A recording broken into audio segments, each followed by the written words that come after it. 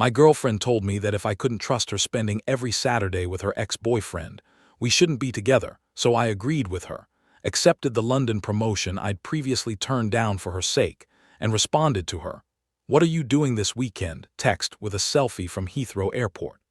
Now she's claiming she didn't mean we should actually break up, but I'm already setting up my new flat in Canary Wharf.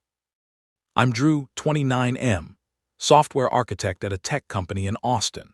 My girlfriend Jess, 27F, is a marketing coordinator. We've been together 2.5 years, living together for the past 8 months in a place where I cover about 70% of the rent and expenses while she builds her career. The situation that led to this involves her ex-boyfriend Tyler, who she dated for 3 years before we got together. When we first started dating, she mentioned they'd stayed friends after their breakup, which I was fine with. Mature adults can handle that kind of thing, right? But over the past year, their friendship has evolved into something that makes me increasingly uncomfortable, and every time I've tried to address it, I've been made to feel like the problem. Here's what their current friendship looks like. Every Saturday afternoon, Jess spends 4-6 hours with Tyler. Sometimes it's hiking, sometimes movies at his place, sometimes dinner at restaurants I've never been to with her. These aren't group hangouts with mutual friends, it's always just the two of them. She guards her phone when he texts, which is multiple times per day. If I'm in the room when she's responding to him, she'll take her phone to another room to concentrate on her message. Last month, Tyler had what Jess called a family emergency, and she dropped everything to spend the entire weekend helping him move apartments. She didn't ask if I wanted to help or if we had plans, just announced she'd be unavailable all weekend. 2 weeks ago, they went on what she called a friend date to a new restaurant downtown. She got dressed up more than she does for our actual dates, posting pictures on Instagram of the food and the amazing company. She never posts pictures of us together. When I've tried to express that the frequency and intimacy of these hangouts makes me uncomfortable, her response has been consistent. I'm being insecure, controlling, and jealous. She says Tyler is just a friend, and that my discomfort reflects my own trust issues, not any inappropriate behavior on her part. 3 weeks ago, I asked if she could maybe limit the one-on-one time with Tyler to once or twice a month instead of every single week. Her response was that she won't be controlled by jealous behavior, and that healthy relationships require complete trust.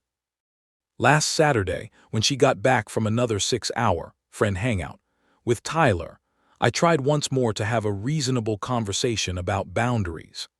I explained that I trust her completely, but that the amount of emotional energy and time she invests in Tyler feels like it's competing with our relationship. That's when she delivered the ultimatum that changed everything. "Drew, if you don't trust me completely with Tyler, then we shouldn't be together. I'm not going to live my life walking on eggshells because my boyfriend is insecure about my friendships." She said this like it was a mic drop moment, clearly expecting me to backtrack and apologize for questioning her. Instead, I just looked at her for a long moment and said, "You know what? You're absolutely right, we shouldn't be together." Her face went completely white. "What? You just told me that if I can't accept you prioritizing another man's feelings over mine every week, we shouldn't be together." I agree with that assessment. What she didn't know is that I'd been thinking about this exact conversation for months, not just about Tyler, but about the broader pattern of how she handles conflict in our relationship. Every disagreement ends with me being painted as the unreasonable one. Every boundary I try to set gets labeled as controlling behavior. What she also didn't know is that my company offered me a promotion to our London office 8 months ago, a 40% salary increase, and an incredible career opportunity that I turned down because she said moving would destroy her networking and career momentum in Austin.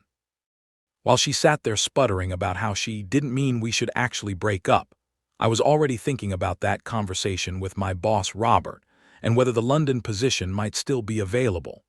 Monday morning, I called Robert. The position was not only still available, but they'd been struggling to fill it with someone who had my specific skill set. He could have me transferred within 6 weeks if I was serious. I was serious. I gave him my answer Tuesday morning and started the visa paperwork that afternoon. When I told Jess that evening that I'd accepted the London transfer, she completely lost it. She accused me of throwing away our relationship for a job and said I was being dramatic and vindictive. I reminded her that she'd made it clear we shouldn't be together if I couldn't accept her relationship with Tyler. I was just respecting her clearly stated position. But I didn't mean we should actually break up, she kept repeating. I meant you should trust me more. Right, I said. You meant I should accept behavior that makes me uncomfortable and never bring it up again. That's not trust, Jess. That's submission. It's been 2 weeks since then, and I fly to London this weekend. Jess has gone through every stage of grief denial, anger, bargaining, depression.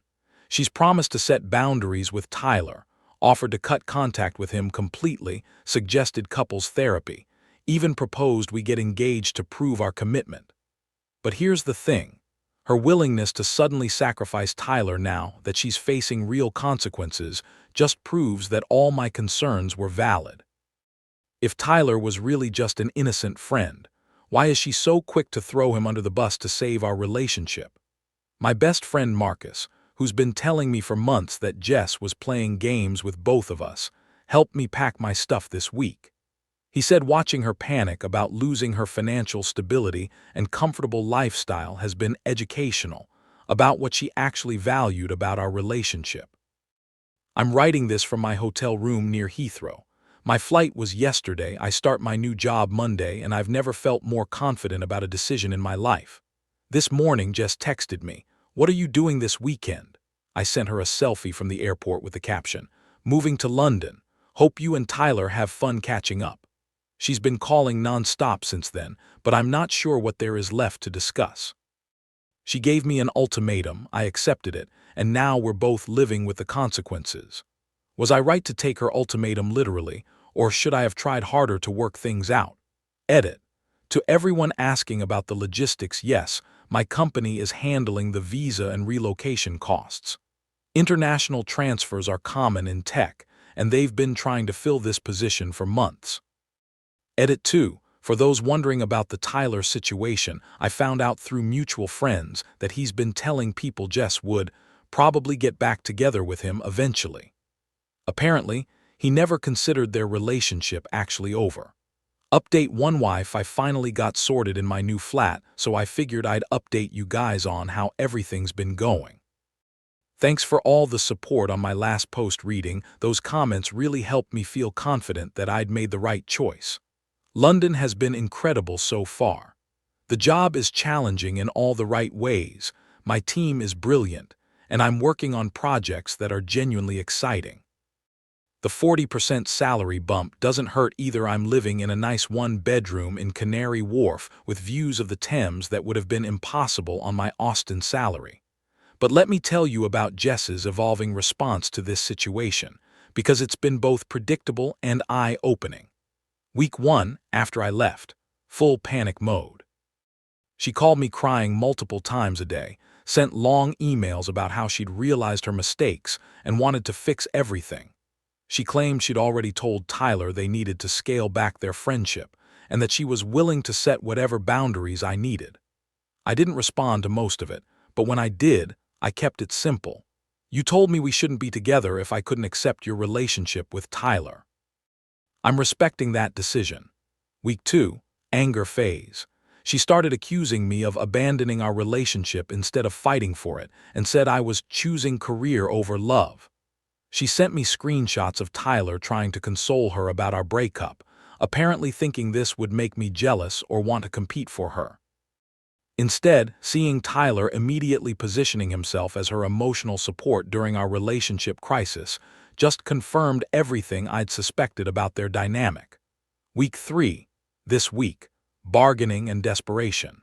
This is where it gets interesting. Marcus has been keeping me updated on the Austin drama because he's still friends with some people in our social circle. Apparently, Jess has been telling everyone that I overreacted to her completely innocent friendship, and that she's heartbroken I chose my career over working through our problems. But here's what's actually been happening. She did tell Tyler they needed boundaries, but when he pushed back saying he needed her support during a difficult time, she immediately caved and went back to their regular Saturday hangouts. According to Marcus's girlfriend Ashley, who's still connected to Jess's social media, she's been posting photos of her and Tyler with captions like, "Grateful for friends who stick around during hard times," and "Some people are worth fighting for." So she's simultaneously telling me she's willing to cut contact with Tyler to save our relationship, while publicly celebrating their continued close friendship. Classic having your cake and eating it too behavior. The breaking point came yesterday when she video called me at 2 a.m. London time, 8 p.m. Austin time, completely hysterical. She'd apparently spent the evening with Tyler, and he'd made it clear that he was interested in getting back together with her now that I was out of the picture. She was crying and saying she didn't know Tyler still had feelings, and that she never intended for this to happen. She kept asking what she should do and whether there was still a chance for us if she handled the Tyler situation properly. I told her the truth. "Jess, Tyler's feelings aren't a surprise to anyone except you, and it doesn't matter how you handle it now because I'm not interested in getting back together." "But you moved to London because of Tyler," she said. "If I fix the Tyler problem, you could come back." "I moved to London because you gave me an ultimatum that showed me exactly how little you valued my feelings," I replied. "Tyler was just the symptom. The problem was that you prioritized another man's comfort over your boyfriend's legitimate concerns, and when called out on it, you made me the villain." She started bargaining again. What if she blocked Tyler completely? What if she moved to London?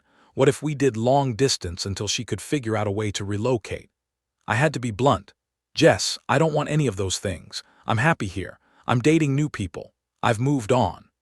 That last part isn't entirely true, yet I've been on a few dates, but I'm mostly focused on work and exploring London, but she needed to hear it. The call ended with her asking if I ever really loved her, and accusing me of planning this whole London thing as an escape route. She wasn't wrong about the escape route part, honestly. The London opportunity gave me a clean way out of a relationship that was slowly draining my self-respect. My sister Sarah video called me this morning and said she was proud of me for finally putting myself first. She said she'd been worried about how much I'd been compromising in that relationship and was relieved to see me standing up for my own worth. The funniest part of all this is that Jess keeps trying to frame this as me choosing career over love, when really I chose self-respect over manipulation. The career benefits are just a bonus. I'm planning to stay in London long term. The city is amazing. The job is everything I hoped it would be, and I'm finally in a place where I don't have to constantly negotiate my own boundaries. Thanks again for all the support, guys. Sometimes you need outside perspective to realize that you're not being unreasonable, you're just dating someone who wants you to think you are. Edit, to the person asking if I feel bad about the timing of accepting the London job. I've been thinking about that opportunity for months. Jess's ultimatum just gave me the clarity I needed to stop sacrificing my future for someone who didn't value my feelings. Update 2. Sorry for the long gap between updates. I've been swamped with work, and honestly having too much fun exploring London to spend much time thinking about Austen drama. But there have been some developments worth sharing. First, the good stuff. London continues to be amazing. I'm killing it at work. My boss has already hinted at additional opportunities within the company, and I've been dating a brilliant data scientist named Emma who I met through a hiking group in Richmond Park. She's everything Jess wasn't: direct, emotionally mature, and completely secure in herself. Emma knows the whole story about why I moved to London, and her response was perfect. "So your ex-girlfriend prioritized another man over you, gave you an ultimatum expecting you to cave, and you called her bluff. That's not dramatic, that's strategic." Now for the Austen aftermath, which has been both predictable and satisfying. Marcus filled me in on what happened after my last update. Apparently, Jess went full throttle into her relationship with Tyler after our final phone call. She was posting constantly about finally being with someone who appreciates her, and not settling for jealous behavior. The relationship lasted exactly 3 weeks. According to Ashley, who still follows all the social media drama, Tyler did exactly what everyone except Jess saw coming. Once he'd won her back, he immediately lost interest. He started canceling their plans, being flaky about communication, and generally treating her like a backup option. When Jess confronted him about his behavior, Tyler apparently told her that he'd been confused about his feelings and thought getting back together was what he wanted, but now realized they were better as friends. So Tyler got his ego boost from stealing another man's girlfriend, then immediately discarded her once the chase was over. Classic manipulation playbook. Jess was devastated. According to the mutual friend network, she spent 2 weeks trying to win Tyler back, making the same compromises and accommodations she'd expected me to make, before finally accepting that he wasn't interested in a real relationship. But here's the part that really validated everything. Jess has apparently been telling people that Tyler manipulated and used her, and that she should have seen the red flags earlier. Marcus sent me screenshots of some Instagram posts where she talks about learning to recognize manipulative behavior and prioritizing men who actually value her. The irony is incredible. She can clearly identify manipulation when she's the victim of it, but couldn't see how her own behavior was manipulative when I was the one being affected. About 2 weeks ago, she tried reaching out to me again. This time through my sister Sarah, since I'd blocked her on everything else. She wanted Sarah to tell me that she finally understood what I'd been trying to say about boundaries and respect, and that she was sorry for not listening earlier. Sarah asked if I wanted to hear her out, and I said no. It's not about forgiveness or grudges, I just genuinely don't care about that chapter of my life anymore. Jess could become the most self-aware person on the planet, and it wouldn't change the fact that I'm happier without her. The contrast between my life now and what I had with Jess is stark. With Emma, I never worry about competing for attention or having my concerns dismissed. We went to a pub quiz last week where her ex-boyfriend happened to be on another team, and when I mentioned afterward that it was slightly awkward, she immediately suggested we find a different pub for future quiz nights. No drama, no accusations of jealousy, just basic consideration for my comfort. That's what a healthy relationship looks like: partners who actually care about each other's feelings instead of using them as weapons. Work-wise, Robert has already started talking about potential paths for advancement within the European division. London is apparently just the beginning if I want to make this region my long-term base. I'm considering it seriously. Marcus is planning to visit next month, and he said he's amazed by how much happier I sound compared to the last year of my relationship with Jess. He said I used to sound tired and frustrated all the time, like I was constantly walking on eggshells. I didn't realize how much energy I'd been spending on managing someone else's emotional manipulation until I stopped having to do it. The funny thing is that Jess was right about one thing. If I couldn't trust her with Tyler, we shouldn't have been together. She just thought that meant I should change my standards instead of changing my situation. Best decision I've made in years. Sometimes the trash takes itself out, you just have to be willing to let it go. Edit. For everyone asking about Emma, we're taking things slow, but it's going really well. Having a partner who doesn't play games is refreshing as hell. Edit 2. To the guy asking if I'd ever consider moving back to Austin, absolutely not. London has better career opportunities, better dating pool, and 0% chance of running into Tyler at a coffee shop. Final update. I know it's been a while since my last update, but enough time has passed that I wanted to give you guys a proper conclusion to this whole situation. Plus, there's been a development that's so perfectly ironic I had to share it. First, my life update. London has exceeded every expectation I had.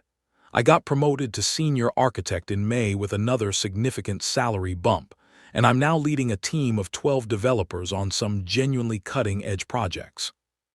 Robert has been hinting about principal architect roles in the near future, possibly splitting time between London and our new Amsterdam office. Emma and I moved in together 3 months ago to a gorgeous flat in Shoreditch. She's brilliant, ambitious, and makes me laugh every day. We're planning a trip to Japan this fall and talking seriously about long-term future stuff.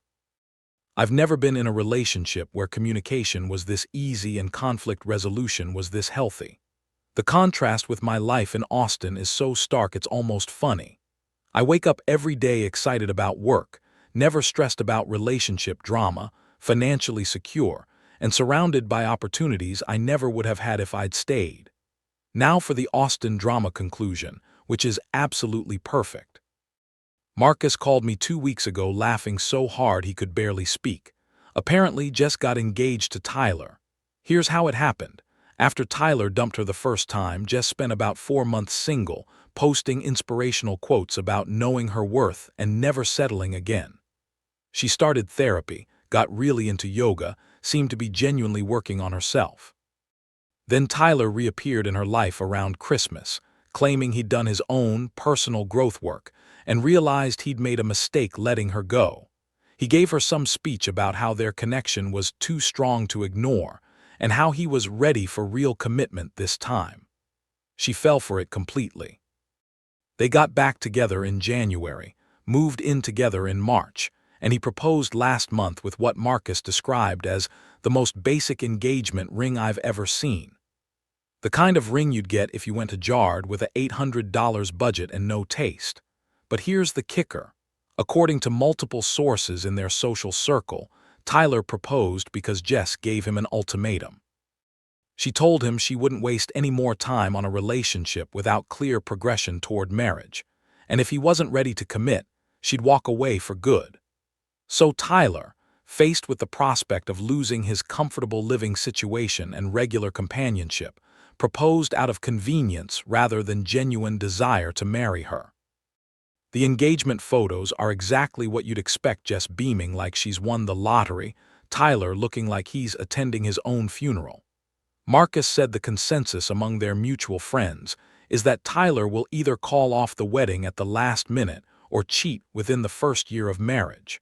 Nobody thinks this is going to end well. The most satisfying part is that Jess is apparently telling people that Tyler grew up and realized what he almost lost, completely oblivious to the fact that she had to threaten him into proposing. Meanwhile, Emma surprised me last week with tickets to see Arsenal play Liverpool because she remembered me mentioning I wanted to experience English football culture. She didn't propose marriage to keep me around, she just listened to something I said and acted on it because she cares about making me happy. That's the difference between someone who loves you and someone who just doesn't want to lose you. I've been thinking a lot about the sliding doors moment when Jess gave me that ultimatum.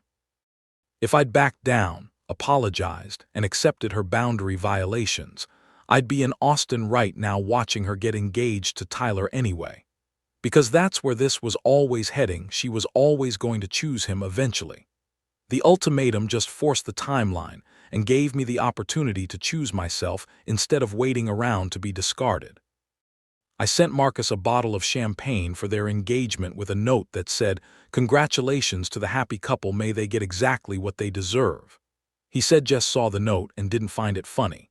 Emma asked if I felt any sadness about my ex getting engaged, and honestly, none at all. It's like watching a movie about characters I used to know. I feel completely disconnected from that version of my life. Life is too short to spend it negotiating your own worth with people who should be building you up instead of tearing you down.